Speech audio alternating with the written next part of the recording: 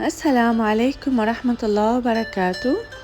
البامية العراقية الأصيلة نحتاج لحم مسلوق وبامية وثوم وطماطم. اشتركوا بالقناة وفعلوا الجرس وانطونا لايك. بداية نخلي جدر بزيت نخليه يحمى شوية. خلينا البامية والثوم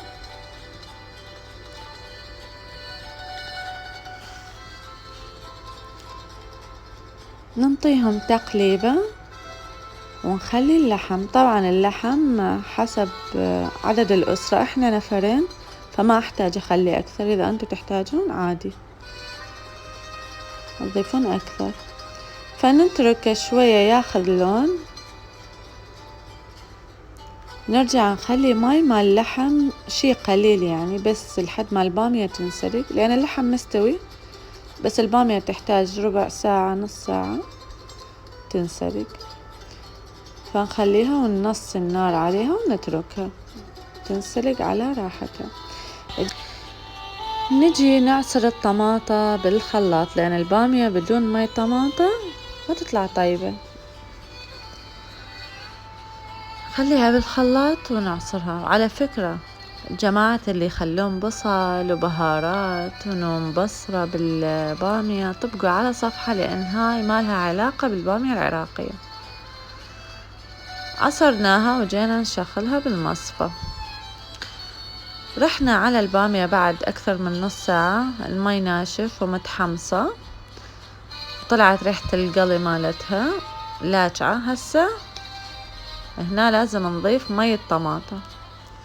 مي طماطة ومي لحم خبطت وياه معلقتين معجون مال الطماطة وهمات ضفنا لها.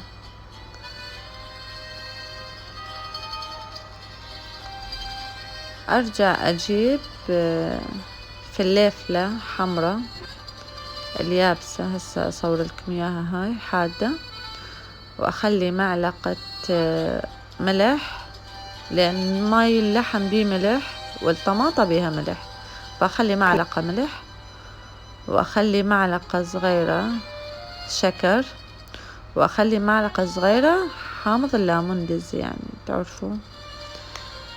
اجينا هنا نغسل التمن، قطعناها نتركها تغلي البامية. نغسل التمن وخلي جدر بزيت يحمى، خلي الشعرية من لونها صار ذهبي، خلي التمن عليها واخلي لها ماي مال اللحم واخلي لها ماجي وملح ونقبغها ونعوفها. اجينا هنا البامية باقي لها شوي تستوي، فاروح اسوي الخضرة والسلطة لما التمن ينشف والبامية تفور لها فورتين. بعد ننظف الكرافس،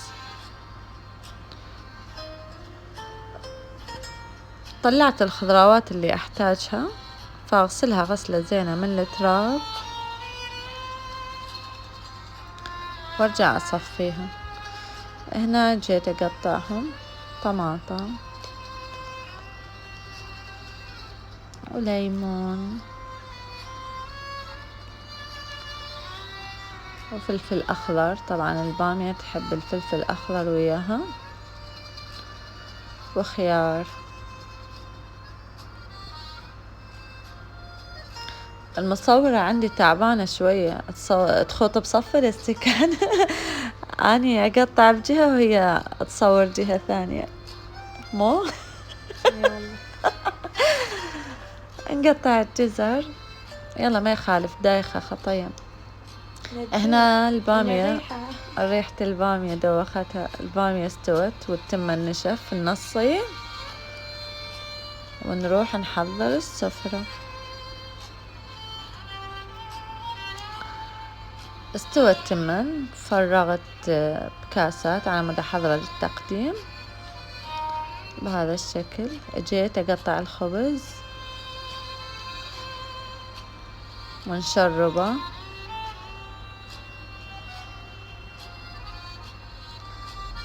احنا دايما الثريد نسوي بصينية وكل من ياخذ على قد حاجته، لأن مو كل ساعة نفرد.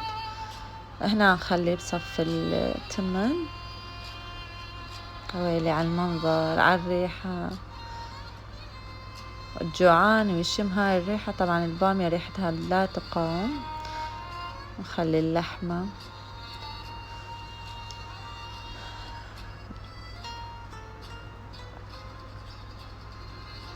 لا تنسوا تدعمونا بلايك وتفعلون الجرس. نخلي ليمون وشوية كرفس. وهذا شكل طبقنا النهائي. إذا عجبكم اشتركوا بالقناة وفعلوا الجرس وانطونا لايك. وفي أمان الله.